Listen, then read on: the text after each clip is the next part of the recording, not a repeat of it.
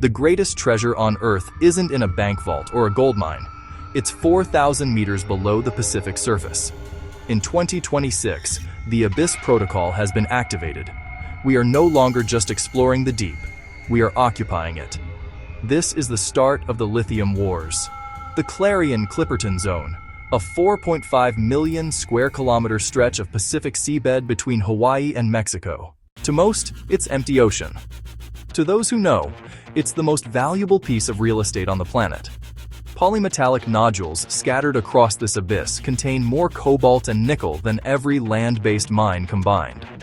The CCZ stretches for thousands of kilometers, patterned by exploration blocks and protected areas. Navigation here is a language of coordinates, bathymetry, and silence. Futuristic platforms link collectors on the seafloor to processing decks above. Every pass stirs a memory, plumes that travel farther than models once predicted. All of it within strategic range of U.S. interests, 500 miles south of Hawaii. Above it all sits the International Seabed Authority, drafting rules for a frontier few will ever see. Life here is slow, alien, and older than our ambitions. Yet cables tighten, winches turn, and timetables accelerate. The CCZ is not just geology, it is logistics, access, and leverage.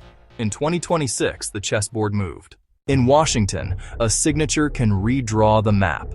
In 2026, an executive order prioritizes deep-sea extraction as a strategic imperative. The United States never ratified UNCLOS. Its leverage is policy, not membership. The International Seabed Authority sets the rules for the area, but observers do not vote. So Washington turns to alliances, bilateral deals, and domestic licensing to move first. Paper alone does nothing. Steel does. Bypassing multilateral lanes invites friction, overlaps, protests, and tests at sea. Quiet calls weigh the risks, speed versus legitimacy. This is not only about cars. It is hull steel, electronics, and strategic autonomy. Regulations lag, markets do not. From abyss to assembly line, if one link fails, the chain is foreign. An order is a starting gun.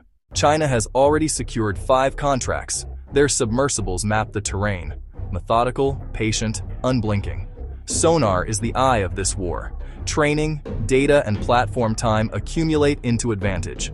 Autonomous fleets sweep corridors, stitching a living map of the seafloor. Every ping is a question, every return an answer. Silence is the doctrine, and in silence, sabotage whispers, cables, sensors, and spoofed signals. Hotspots bloom on the map where commerce and competition overlap. Tracks remain long after the vessels are gone. Upstream to downstream, a mineral statecraft machine hums. Where sensors sleep, intentions hide. At what cost? Plumes blanket habitats measured in lifetimes, not quarters. We are weighing ecosystems we barely understand. Many species here have no names, only coordinates. In exchange, batteries for our grids, and for the servers that train our machines. Noise travels. So do consequences. From abyss to shore, chains of life connect. Models promise restraint. Data demands patience.